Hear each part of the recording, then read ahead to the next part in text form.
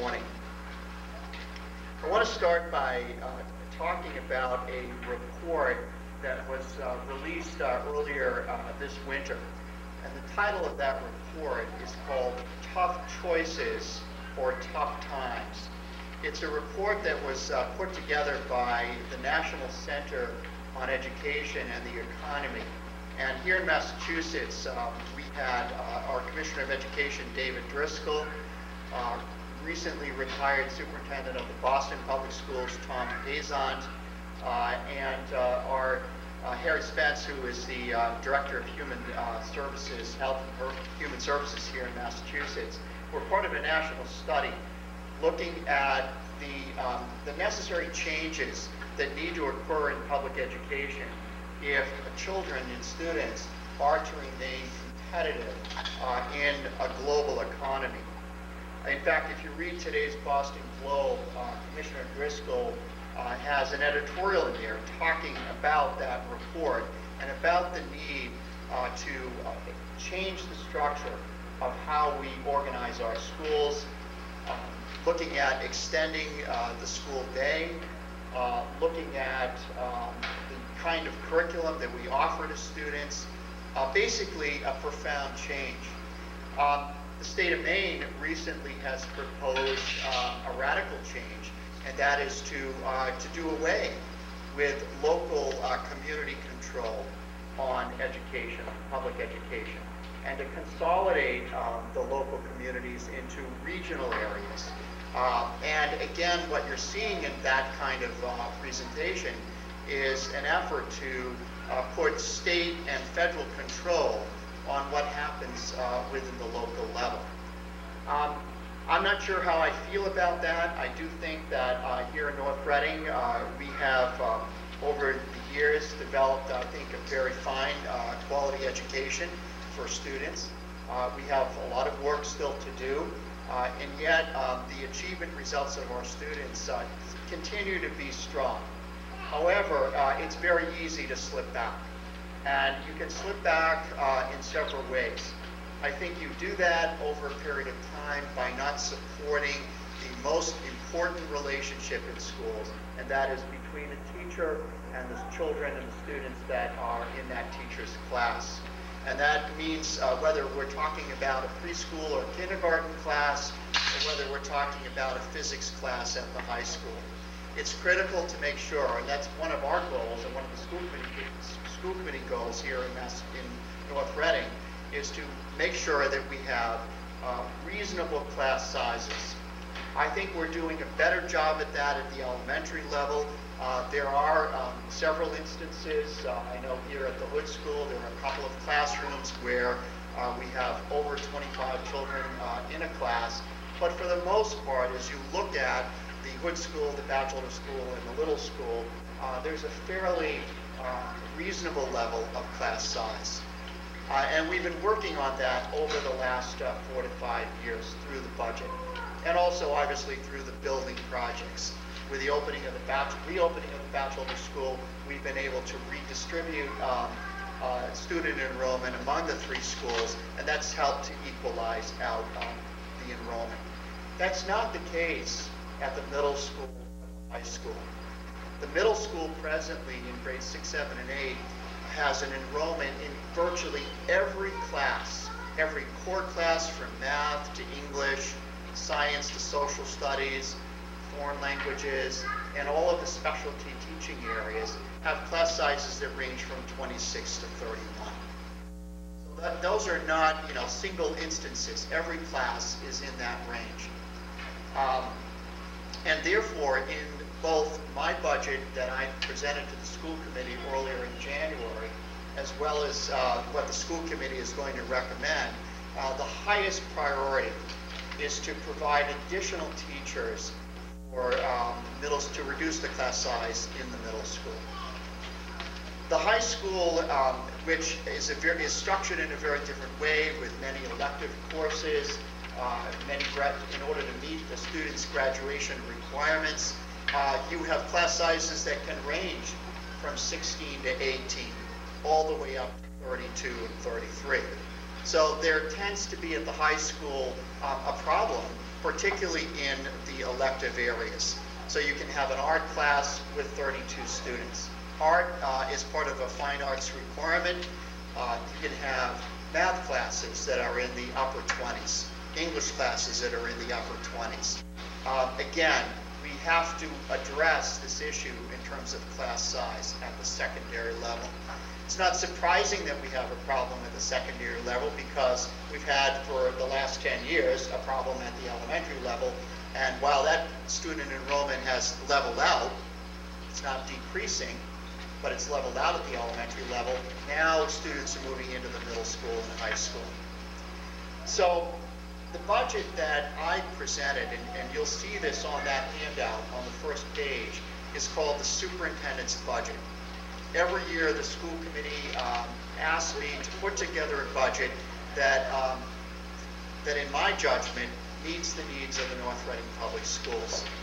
And I know when you first look at this budget of over 22 million, or a percent increase that's almost 11%, you're going to hold your breath and say, how can he be doing that? How can Dr. Troughton, in good conscience, stand before a community and request this kind of money in a time when budgets are and home finances are very conservative, and there's a move to really hold the line on no new taxes.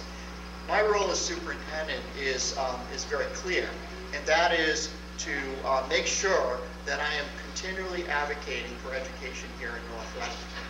I do not believe that our education and the quality of our education and the kinds of services that we provide are at a top level. They're certainly right there in the middle. From a per pupil expenditure standpoint, we're below level. We understand that. And so what I'm trying to do is make conservative steps in a positive direction. So this superintendent's budget requests 16 new teaching positions. The bulk of those teaching positions are requested for the middle school, followed by the high school, and then in the area of special education. Let me mention special education for a minute. Our effort over the last 4 years has been to implement what we call an inclusion program. That is, that rather than sending students out of district to programs in the SEAM Collaborative or the North Shore Collaborative or to private education programs, we feel that if we can provide those services at a high quality, then we're going to provide them here in the community, in the schools, in North Reading. So you're going to see more opportunities where we have special education teachers co-teaching in classrooms with regular education teachers. I don't play any tricks by saying, well, now you have 2 teachers in the class, so that will lower the class size. No, I'm very honest in terms of saying this is what the class size is with a regular education teacher, and the role of that special education teacher is to serve students who need additional services. But if we're going to sustain inclusion, if we're going to continue in that direction, then the superintendent's budget does request additional staff for special education. The other main area in the superintendent's budget focuses on what we call small capital and textbooks. The small capital, just as an explanation, is are generally one-time expenses for one-time items. So for example, this year we purchased a new reading program for the elementary school. We put that and funded that out of the small capital. If we are purchasing textbooks because we have 5 more children in the class, then that's going to be built into the Hood School budget or the middle school budget. But if you have something that's a one-time expense, it's placed into that small capital or into the textbook account. And there are some major textbook purchases that I feel need to be done. One of them is at the high school in U.S. history. We are buying, and we recommend purchasing a new U.S. history textbook series for 9th and 10th grade because the state has changed the way in which social studies is structured. Now, students in order to graduate, starting with the class of 2010. In addition to taking an MCAS in math and in English language arts, students will need to pass an MCAS test in U.S. history. And so we will be looking for that to occur in the 10th grade. And our 2-year U.S. history sequence will be in the 9th and 10th grade. That's a change, because we have older students in our high school who are taking U.S. history as well. So we need to purchase a new U.S. history textbook. We also need to purchase a Spanish 1 textbook for grade 7 and 8. We have our first year foreign language is a 2-year sequence, which is the equivalent of a full year of either learning Spanish or French. And we feel that we need to purchase new textbooks to accommodate those classes. So the grand total of all of the textbook purchases, you might say, well, gee, those are only 2 textbooks, but the typical cost for 1 textbook is in the $70 to $80 range per textbook. So you start multiplying that out by the number of students, you can see how this can increase very high.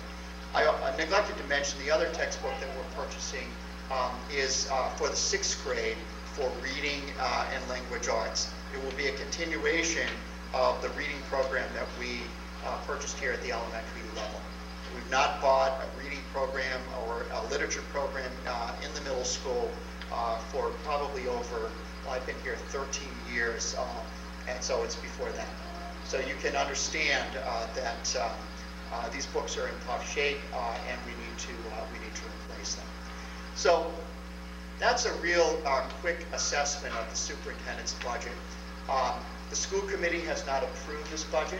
It's the budget that I'm saying I feel strongly that this is what is needed to keep this district moving forward. Let me take you to the other end of the spectrum. If you look on that chart that I provided to you, go all the way over to the right under the available funds budget. Every year, a group, the vice chair and the chair of the Board of Selectmen, the Finance Committee, and the School Committee meet with me, the town administrator, Carl Nelson, our school business manager, and the town's finance director. We meet basically every other week. And this is the finance planning team, not to be confused with the finance committee. We have a number of finance groups. We actually, in the school department, have a school finance strategies committee.